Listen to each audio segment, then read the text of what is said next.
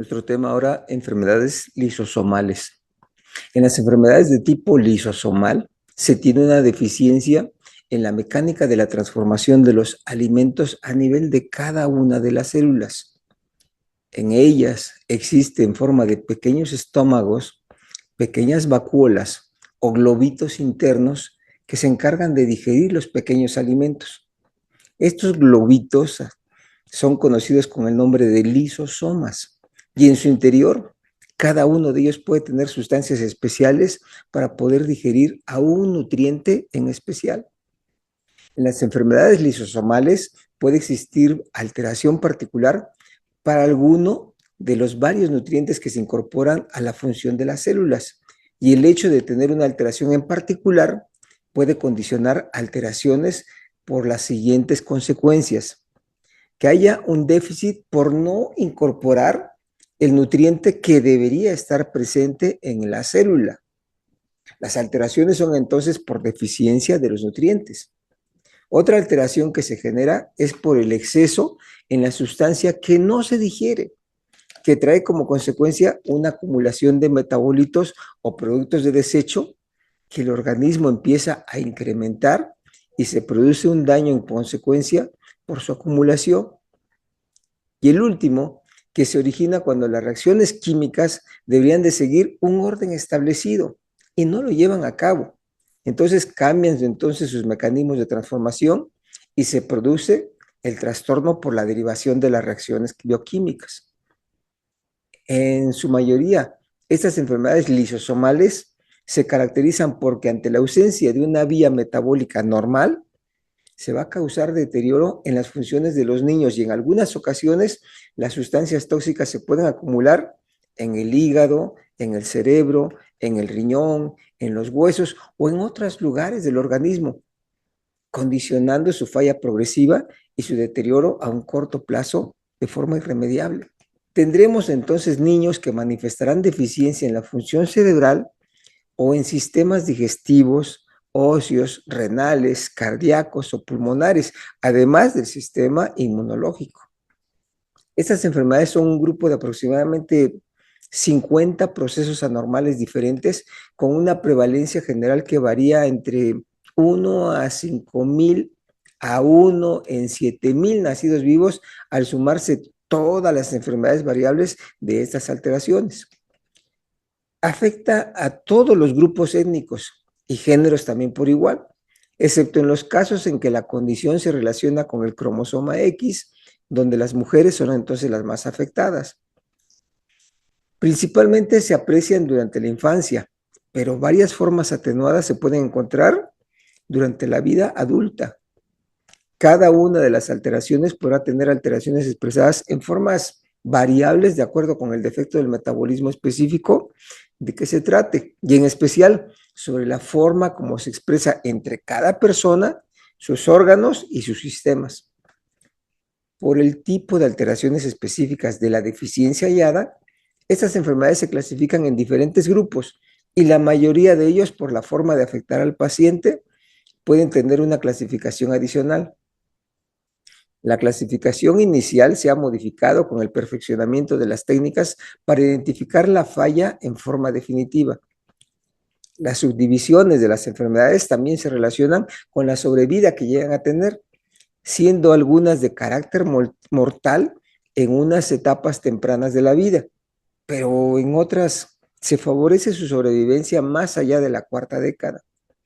En general, se caracterizan por condicionar alteraciones en la apariencia corporal, en la apariencia facial u orgánica, en la medida que el material acumulado llega a condicionar entonces diversas alteraciones en esos lugares. Así, la mayoría compromete al aspecto facial, causando rasgos grotescos o toscos, que incluso se llegan a mencionar en uno de ellos con aspecto de gárgolas. Afecta también al crecimiento en general y particular de los órganos. La mayoría de ellos tienen limitado su crecimiento físico y pueden acompañarse de alteraciones en su conformación esquelética. En algunas deficiencias especiales, la acumulación de la sustancia que no puede ser eliminada se acumula en diferentes órganos, condicionando incremento en sus dimensiones y en grados variables modificación a sus funciones. Es de considerar que las enfermedades que afectan al cerebro en particular van a asociar deficiencia en el rendimiento intelectual y limitaciones también neuromotoras. Por el crecimiento importante que pueden tener en algunas de ellas, se pueden sospechar la enfermedad por el aumento de volumen en la cavidad abdominal, que luego de su revisión médica hace evidente el crecimiento del hígado y o del vaso, para que a partir de este hallazgo se pueda determinar su enfermedad en una forma ya más específica. La infiltración del material no eliminado y o la deficiencia de la producción del producto final establece alteraciones en la función y así pueden encontrarse alteraciones que predispongan a los sangrados frecuentes en diferentes partes del cuerpo, siendo habitual como manifestación el hallar moretones en algunas partes del cuerpo sin el antecedente de golpes específicos. O también puede existir una deficiencia en la mineralización de los huesos, lo cual predispone a fracturas que se producen bajo condiciones mecánicas no tan importantes o significativas como para llegar a producir una fractura siempre. En el ojo se afecta la retina y la capacidad visual, al igual que la capa transparente que es la córnea, pueden verse opaca y en forma progresiva o bien con un aspecto despulido en una forma inicial. El corazón es otro órgano que también puede verse involucrado con la acumulación de material metabólico y puede ser la causa de fallecimiento en las etapas iniciales de la vida o condicionar un crecimiento progresivo con alteración en el funcionamiento que a la larga va a producir insuficiencia cardíaca y también de función secundaria. Como se puede considerar, las alteraciones son variables y presentarse en diferentes momentos de la vida. Es difícil llegar a relacionar el cuadro y pasará por alto quien no tenga conocimiento básico de estas características de estas enfermedades, por lo que es necesario tener en mente siempre estas alteraciones al notar que un bebé o un niño las manifiesta en una forma especial los siguientes datos: rasgos faciales toscos, compromiso en el crecimiento, alteraciones corporales, afectación del desarrollo o del rendimiento intelectual, para acudir a una evaluación de estas posibles alteraciones cuando se llegue a detectar en sospecha de esta enfermedad.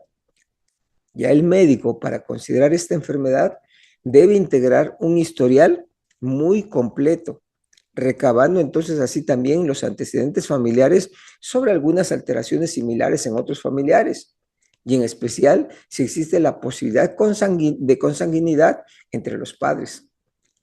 Se documenta la cronología de los hallazgos variados y se procede a realizar los estudios que puedan orientar sobre los órganos que están involucrados.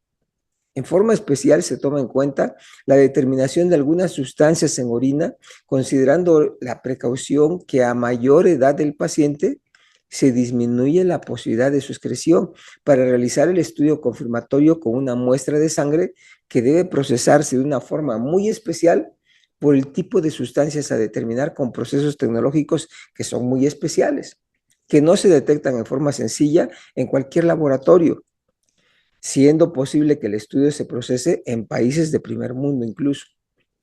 El tratamiento de estas enfermedades está dirigido a disminuir la progresión de la enfermedad y mejorar la calidad de vida de los pacientes. Hasta hace algunos años, el tratamiento era paliativo para la mayoría de los casos. Actualmente ya se empieza a contar con las alternativas de trasplante de células madre de la sangre, y como otra alternativa está también la administración de lo que se llama ahora reemplazo enzimático, en donde se administra la sustancia deficiente en una forma periódica. Este tipo de tratamientos obviamente son costosos, ya que los medicamentos son productos sintetizados mediante técnicas biológicas sofisticadas y la cantidad que se producen representan gastos enormes de inversión para la obtención de la cantidad mínima para administrar a cada uno de los pacientes. Pero es posible que a nivel institucional se pueda contar con el tratamiento, pero es necesario que la enfermedad se detecte en una forma temprana para poder ofrecer también un mejor pronóstico. Así que tómelo en cuenta y ante la posibilidad, pregunte a su médico si existe ese tipo de enfermedad como viable para su hijo para darle el tratamiento que corresponde.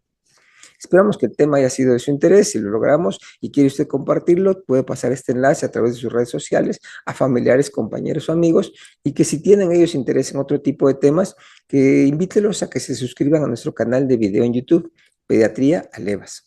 Solamente me resta agradecer su atención, esperando contar con su interés para nuestro próximo tema. Hasta luego, muchas gracias.